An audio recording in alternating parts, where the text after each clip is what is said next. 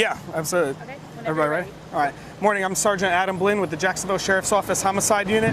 Today at approximately 4 o'clock, JSO and JFRD were dispatched to the 300 block of Nixon Street in reference to a person shot.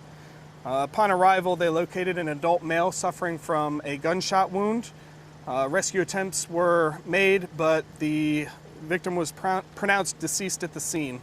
There were several witnesses in the home when the incident occurred. They've all been detained and they're cooperating with the investigation. When patrol arrived, they located a vehicle leaving the scene. That vehicle was stopped. There were 3 people inside. They've been detained as well. We are interviewing them to determine what level of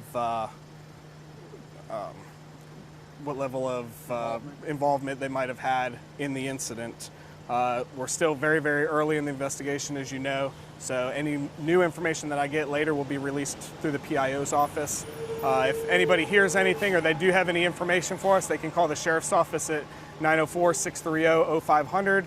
They can email us at jsocrimetips@jacksheriff.org, or they can call Crime Stoppers at 866-845-TIPS. Do we know what led up to the shooting inside the house? Not right now. We're still early in the interviews, and those interviews, the rest of them will take place downtown.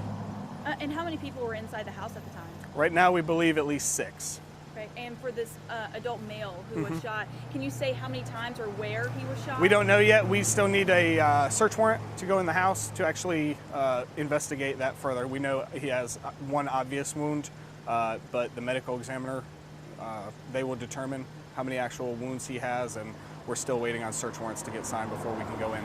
And those 3 people that you guys detained, would you say that they're persons of interest or suspects, or you're waiting to figure that out? We're waiting to figure that out. They were in the area. It's 4 o'clock in the morning, so we're going to establish that again through interviews.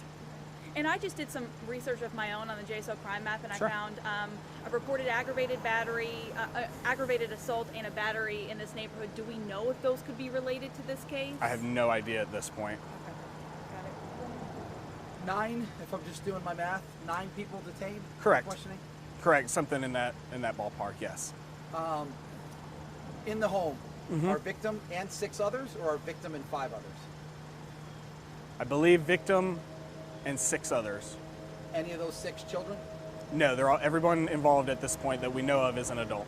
Do we know if any of those 6 others are family, or if everyone lived there, or? We believe everybody lives there. The preliminary interviews that we have, everybody does live in the home.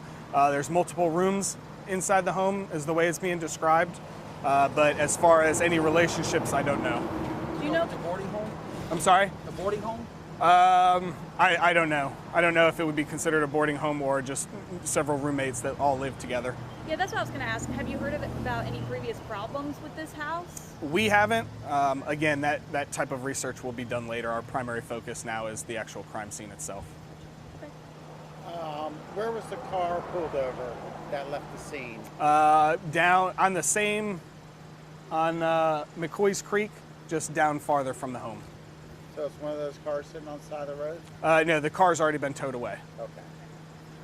And the people are gone? The people are gone as well, The yes. 3. The 3, correct. So the folks on the park bench and stuff like that you have kind of by the cars, those are the 6? Those are the ones? Yes, and we're in the process of transporting them downtown as well.